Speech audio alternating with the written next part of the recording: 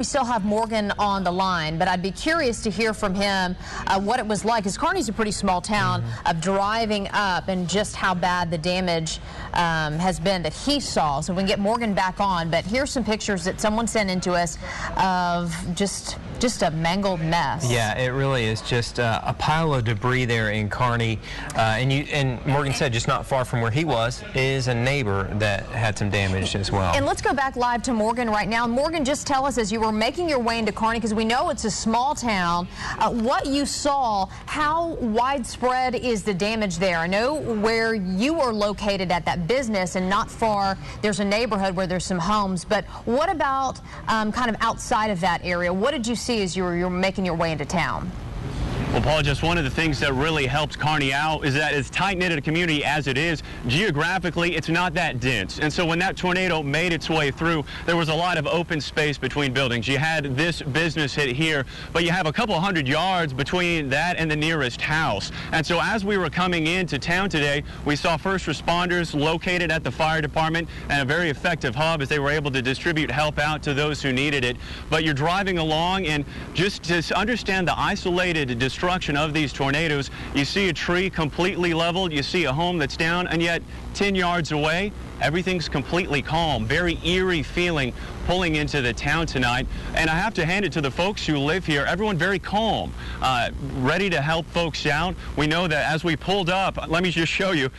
We pulled up to the business here, and you can just see the destruction that happened at this energy business.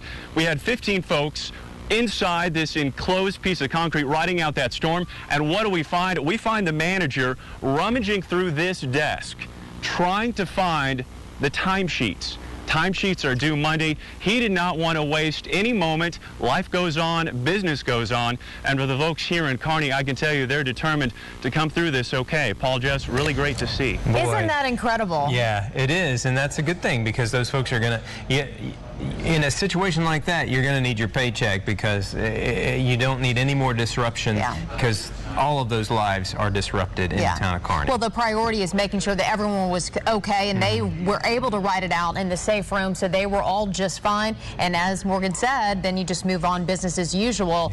Thankfully, their lives were spared. They can always rebuild there at that energy company. Well, I've been looking over the situation update from the emergency management. About 23,000 power outages is what we're dealing with right now, and that includes all kinds of areas from Edmond to McLeod, Norman, and into the Wellston area. You know, we had some damage reports up in the Wellston area as well. Yeah, I'm taking a look at this, just kind of scanning. Looks like most of them, well, a good number of them, over 11,000 with the Oklahoma Electric Cooperative reporting, ranging from Mustang to El Reno, Shawnee, Pink, the list just goes on and on. I want to also talk about some road closures from Oklahoma Highway Patrol. They had to shut down I-40 in both directions at Highway 177 as a tornado crossed that intersection there, and they had to shut down I-40 because of overturned semis and debris in that area.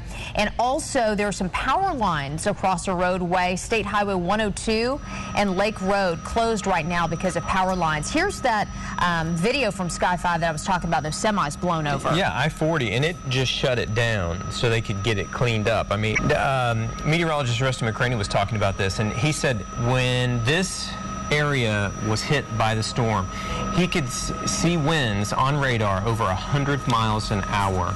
And so this is what blew through there, and it blew these trucks. I want to know if it blew that truck right off of that overpass, and I'll bet it did. Just toppled it, the thing down onto the ground below. Again, this is right there's that first exit coming into the Shawnee area along I-40. And I guess as we've been looking through this, one of the things I've noticed is things are clear as far as no rain right now, and that's been a good thing. And Chief Meteorologist Damon Lane continues to track some of these storms. Damon, I know we left you for a bit because the severe threat went away for a while. We wanted to show some damage before we lost light, but you're still watching things very carefully. Oh, we still do have thunderstorms that are developing this evening. You can see there is a thunderstorm. This is not severe, but right now between Red Rock and Ponca City, that's going to race off into Osage County. And other than that, that still is really the only thunderstorm that we have going on right here in the KOCO viewing area. You can see as you make your way south of Tulsa there, as you make your way into Okmulgee, another severe storm. That is still the same storms that were moving through Pottawatomie County and did all that damage damage. But what's been so phenomenal about all of this is that when you look at those pictures coming in from Sky 5, is how your next door neighbor can have their house just completely demolished, and then you see another house on the other side of the street that looks like it was untouched. And that is just the nature of tornadoes. That is how Mother Nature works. And again, never underestimate the power that Mother Nature can have when it comes to severe weather. Certainly this will be another day in Oklahoma where we're going to be talking about this for many, many years to come here, where we'll say, do y'all remember this day? Do y'all remember, it seems that there's an anniversary for tornadoes every single year, and this will just be another one. But let's talk a lot about the videos that you took at home. And of course, when we have storms rolling through the metro, local picture just blows up. And of course, we get images like this. This was actually coming in from Jeremy Carter. He's one of our stringers here, one of our chasers. And this was a tornado as it was going through Edmond, and you can see it right there. This was the tornado that developed in Edmond and then rolled into right along Route 66 there, eventually the Carney. But you can see the tornado right there. This again coming in from Jeremy Carter, and that was his stream right there. This is going to be from the Life Church parking lot right along I-35 there, and this right here looks to be the cross right there, but that is a tornado, and you can see it looks to be debris spinning around right there. So this was coming in from Jeremy Carter. It is still way too early to be able to tell exactly what the damage and what this will be rated on an EF scale. We're not in charge of that. The National Weather Service is in charge of that, but you can see the tornado certainly right there in the debris that is just wrapping right around this tornado right there. So again, certainly a significant tornado. This was the early stages as it raced eventually into Lincoln County, and this certainly did quite a bit of damage there. So yeah, that was just an unbelievable beginning of this tornado. This thunderstorm actually developed in eastern parts of Canadian County. It rolled right over Edmond, and then it continued to move up to the northeast. So, okay, that is the video right there. And again, that is coming in from Jeremy Carter. I know we have many more pictures coming in right there. This is going to be, where is this again coming from? All right, near Luther. All right, this is from near Luther. And again, this was a video footage there. It looks like the tornado will be right behind this image right here. This is going to be our super on the bottom of the screen. You probably lose that. You can see the tornado right there. And again, that was the same tornado as it moved in the eastern parts of Oklahoma County there and eventually moved into Lincoln County. And of course, getting a little out of focus here. Looks a little shaky, but you can see there's a tornado off in the distance. Let's keep these tornado images coming in here, videos coming in here. This is from Shawnee. Look at this right here. This was a monster tornado. Look how large that is right there.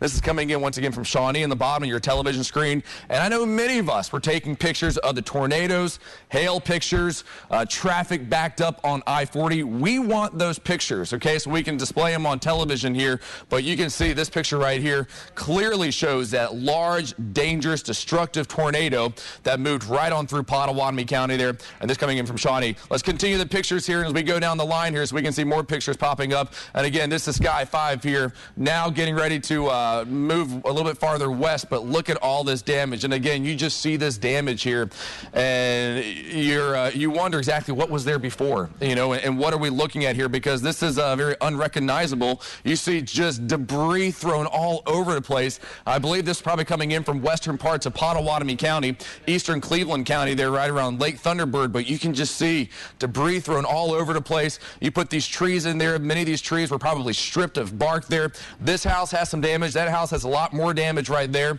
And yeah, you just hope that no one was hurt, no one was injured, and of course we're going to continue to look for that information there. But yeah, that is some amazing video coming in from Sky 5 there. This is I-40, and this is that same picture right there that Paul Folger was talking about earlier. Curious as to whether or not these trucks toppled over, and it looks like that may have been coming pretty close. But notice how those three trucks all on their side there, and that is going to be some very strong winds. And again, this is all coming in off of that tornado that was moving through Pottawatomie County there. But you see that truck ended up on what may have actually rolled off of this bridge or not. They'll have to look for damage along this cement guardrail right here. But just look at all that was inside that truck.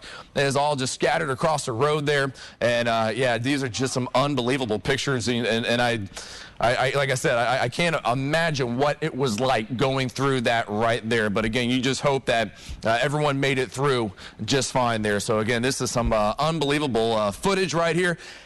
The threat for tornadoes is decreasing, at least for the KOCO viewing area for tonight. We still have this tornado watch that is in effect until 11 o'clock. So right now it's about 8:45. So we still have this tornado watch. You can see right now we just had these two severe thunderstorm warnings, tornado warnings east of Wichita and the Kansas. However, the threat for severe weather, it returns again for tomorrow. Look at all of this right here. This is a tornado watch. So you have a tornado watch that extends from about Rochester, Minnesota, through Mason City, Iowa. It moves right into Missouri, eastern Kansas, western and northwestern Illinois there, and into Oklahoma here. Talk about a very large tornado watch. I bet if you were to drive this, you'd be driving for about probably 16, 20 hours from north to southwest, and you would still be in a tornado watch there. Severe thunderstorm watch right here in blue. And then you see all these severe thunderstorm warnings and 1, 2, 3 tornado warnings within that. But as I mentioned earlier, the threat for severe weather, it is still there for tomorrow. All right, we're not done with this. So we mentioned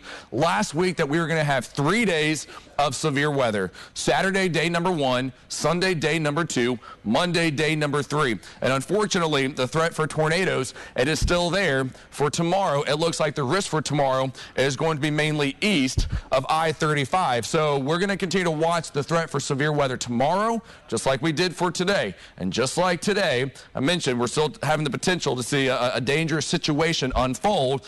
Tomorrow, many of us will be working. Fortunately, today, many of us were at home. We hope that tomorrow at around 5 and 6 o'clock, we do not have severe storms and tornado warnings across the state as people are driving home on the highways and making them even more congested. But before you leave tomorrow afternoon, before you go home from work, make sure you check to see what the current situation is, whether we do have severe storms or whether or not we don't. Because if we do have severe storms, then the potential for them to produce a tornado will be high, and you do not want to be driving home. You don't want to be driving home being stuck on the highway during rush hour when traffic is moving very slowly and you have severe storms and tornado warnings coming in here. So this is going to be the threat for severe weather for tomorrow. Oklahoma City included in this moderate risk for severe weather. And just like today, it seems that we're going to be playing the same area right along the turnpike here up to Tulsa and down I-35 to Ardmore. Same area that was impacted today will be impacted again for tomorrow. I know a lot of us, we want to focus on who's in a slight, who's in a moderate. Both areas mean that you have a chance for severe weather. So whether you're in a slight risk or a moderate risk, you have a threat for severe weather. Large hail, strong winds, and yes, there will be a tornado risk for tomorrow as we head into the afternoon there. So we continue to watch this severe weather season very closely. This is May. This is Oklahoma. And we continue to, we had a very slow day. And a very slow start to the severe weather season, not a slow day, slow start to the severe weather season. And now it looks like things are picking up. So, it's May, it's Oklahoma. And, we continue to have our severe weather season ramping up. It's there today. It'll be there again tomorrow. Paul, over to you. Okay, Damon, thank you very much. Yeah. It has been a bad day. You just have to be on guard, and hopefully people were paying attention and were seeking shelter when they needed to. Let's go now to one of our crews, KOCO's Michael Seiden, joining us now live with some fast video. Michael, tell us where you are and what you're seeing. Right now, we are along Highway 177, just off I-40 in Shawnee. This neighborhood is an absolute mess. There are down power lines, big trees snapped in half. Photojournalist Jimmy Taylor and I have been out here about the last 2 hours, and we have heard some unbelievable stories. In fact, we just interviewed a homeowner. She and her husband heard the sirens. They ran inside their storm shelter. The tornado passes through, but then they were actually trapped inside for 45 minutes. That's because big trees and power lines have come crashing down on top of the shelter.